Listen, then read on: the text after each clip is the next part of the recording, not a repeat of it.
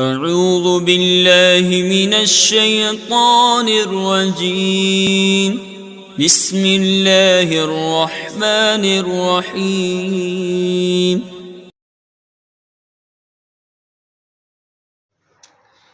بسم اللہ الرحمن الرحیم۔ میں مجاہد حسین رضوی، استاذ دارالعلوم غریب نواز الہ آباد، درجہ رابعہ کے متعلمین سے مخاطب ہوں اور شرح جامی بحث اسم کا درس دینے جا رہا ہوں۔ غیر منصرف کا بیان چل رہا ہے اور غیر منصرف میں جو اسباب منع صرف ہیں ان میں عدل تحقیقی کی مثالوں کا تذکرہ چل رہا ہے۔ آج کے درس سے متعلق جو عبارت ہے، پہلے اس عبارت کو آپ بغور سماعت فرما لیں۔ وَجُمَعُ جمع جمعاء مؤنث اجمع وَكَذَلِكَ قُطع وَبُطع وَبُسع وَقِيَاسُ فَعْلَاء مؤنث افعل ان كانت صفة ان تجمع على فعل كحمراء على حمر، وإن كانت اسما ان تجمع على فعالا او فعلاوات كصحراء على صحارا او صحراوات، فاصلها اما جمع او جماعة او جماعات،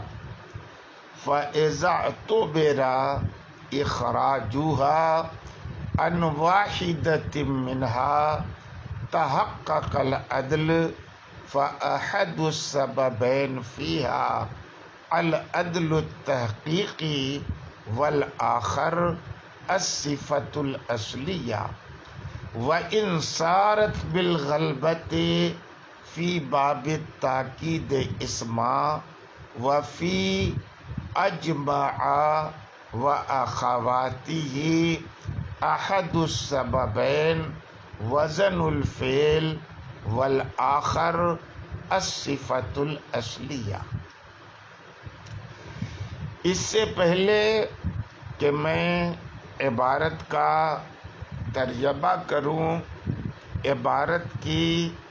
تشریح اختصار کے ساتھ آپ سماعت کر لیں۔ جمع یہ بھی عدل تحقیقی کی ایک مثال ہے، اور یہاں بھی عدل کے تحقیقی ہونے کی تقریر ویسے ہی ہوگی جیسے اس سے پہلے ثلاثہ اور مثلثہ کے اندر ہو چکی ہے کہ جمع یہ کلام عرب میں غیر منصرف مستعمل ہوتا تھا۔ نحویوں نے جب اس کے اندر اسباب منع صرف کی تلاش کی تو صرف ایک سبب ملا، اور ایک سبب کی بنیاد پر کوئی کلمہ غیر منصرف نہیں بن سکتا، اس لیے دوسرے سبب کی تلاش ہوئی، تو دوسرا سبب عدل مان لیا گیا، کیونکہ عدل کے سوا باقی کسی سبب کا ماننا ممکن نہیں تھا۔ عدل کیسے مانا گیا کہ جمعو اصل میں یا تو بسکون میم حمرن کے وزن پہ جمعن تھا، یا فعلا یا سحارا کے وزن پہ جماعہ تھا، یا فعلاوات یعنی صحراوات کے وزن پہ جماعات تھا۔ اور اس اصل معدول انہو پر اسم کے غیر منصرف ہونے کے علاوہ ایک مزید دلیل بھی مل گئی، اور وہ دلیل یہ ہے کہ جمعو جمع ہے جمعاؤ بر وزن فعلاؤ کی، اور جمعاؤ مؤنث ہے اجمعو کی، اور افعل فعلا یہ دو طرح کے ہوتے ہیں، ایک ہوتا ہے فعلاؤ وصفی اور دوسرا ہوتا ہے فعلاؤ اسمی۔ جو فعلاؤ وصفی ہوتا ہے اور وہ فعلاؤ کے وزن پر ہو تو ایسی ذات پر دلالت کرے گا جس کے اندر وصفی معنی بھی ملحوظ ہے، جیسے حمراؤ ہے، یہ فعلاؤ کے وزن پر ہے، اس کا معنی ہے سرخ رنگ کی عورت، اور فعلاؤ اسمی وہ ہوتا ہے جو فعلاؤ کے وزن پر ہو اور ذات محضہ پر دلالت کرے، اس ذات کے ساتھ کسی وصف کا لحاظ نہ ہو، جیسے صحرا یہ جنگل کے معنی میں ہے۔ جو فعلاؤ وصفی ہوتا ہے اس کی جمع کا ضابطہ یہ ہے کہ او فعل بسکون عین کے وزن پر ہوگا، جیسے حمراؤ کی جمع حمر نہیں حمرن بسکون میم آتی ہے، اور فعلاؤ جو اسمی ہوتا ہے اس کی جمع کا ضابطہ یہ ہے کہ یا تو او فعلا کے وزن پر ہوگا، ہے نا، یا فعلاوات کے وزن پر ہوگا۔ اس کی مثال مصنف نے جو دی ہے وہ صحرا اور صحراوات ہے۔ تو اس ضابطے نے اس بات پر دلالت کی کہ جمع بفتح الجیم کی جمع یا تو بسکون میم ہے جمعن، یا اس کی جمع جماعہ ہے یا جماعات ہے۔ تو فعلاؤ کی جمع کے ضابطے نے اس کے اصل معدول انہو پر دلالت کی، اور یہ اس کے غیر منصرف ہونے کے علاوہ دلیل ہے اصل معدول انہو پر۔ تو اس میں عدل تحقیقی پایا گیا اور دوسرا سبب وصف پایا گیا، اور ان دونوں سببوں کی بنیاد پر کلمہ غیر منصرف ہو گیا۔ شارح نے فَأَحَدُ السَّبَبَيْن فِيهَا الْعَدْلُ التَّحْقِيقِي وَالْآخَرُ الصِّفَةُ الْأَصْلِيَّةُ جو کہا ہے یہ ایک سوال مقدر کا جواب ہے کہ اگر جمعن بسکون میم سے معدول ہو تو اس کا غیر منصرف ہونا مسلم ہے، عدل کی وجہ سے اور وصف کی وجہ سے۔ لیکن یہ جماعہ یا جماعات سے معدول ہو تو اس کا غیر منصرف ہونا مسلم نہیں ہے، اس لیے کہ اس میں ایک سبب عدل تو ہوگا مگر دوسرا سبب وصف نہیں ہوگا، اس لیے کہ جب یہ جماع یا جماعات سے معدول ہوگا تو یہ فعلاؤ اسمی کی جمع ہوگا، تو ظاہر ہے صرف ایک ہی سبب پایا گیا، عدل، دوسرا سبب وصف والا نہیں پایا گیا۔ شارح نے اس کا یہ جواب دیا کہ جب اجمعوں کے اندر وصف اصلی موجود ہے تو اس کی مؤنث جمعوں میں بھی وصف اصلی موجود ہوگی، اور جمعوں کی جمع جمع میں بھی وصف اصلی موجود ہوگا، لیکن بعد میں عارض استعمال کی وجہ سے باب تاکید میں جمعو بھلے وصف نہیں رہا بلکہ یہ اسم بن گیا ہے تاکید کا، اور کل کے معنی میں استعمال ہونے لگا، مگر اس میں چونکہ اصل وضع کے اعتبار سے وصف اصلی موجود ہے اور غیر منصرف کے اسباب میں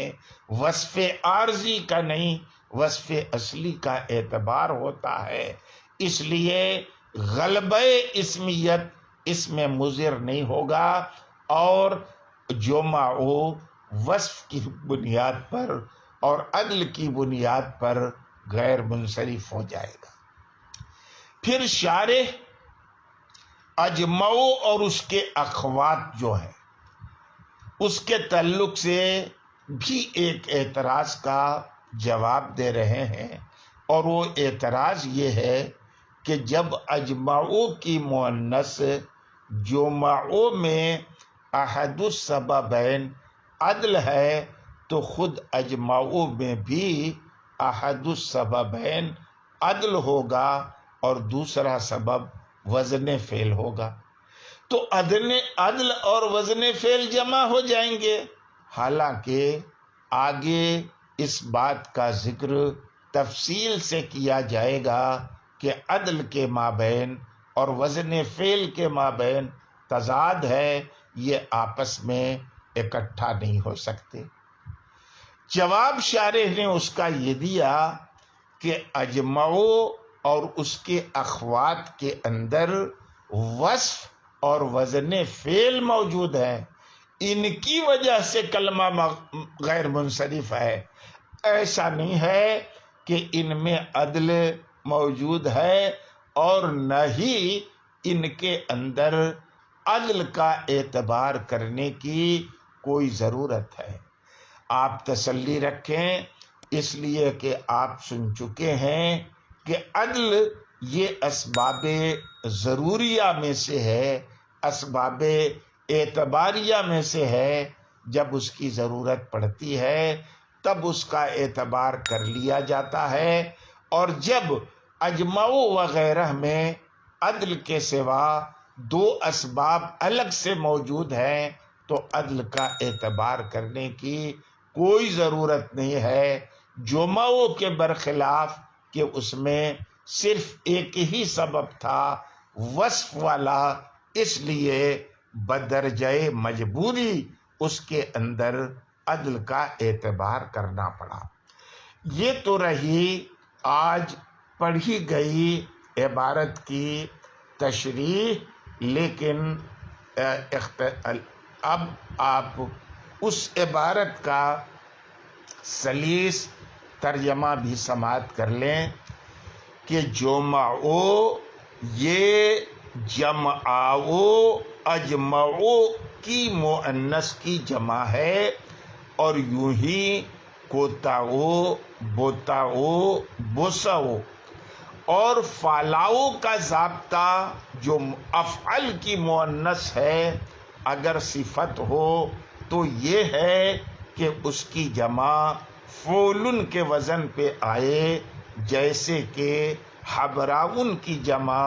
حمرن کے وزن پر آتی ہے، اور اگر اسم ہو تو اس کا ضابطہ یہ ہے کہ ان تجمع علی فعلا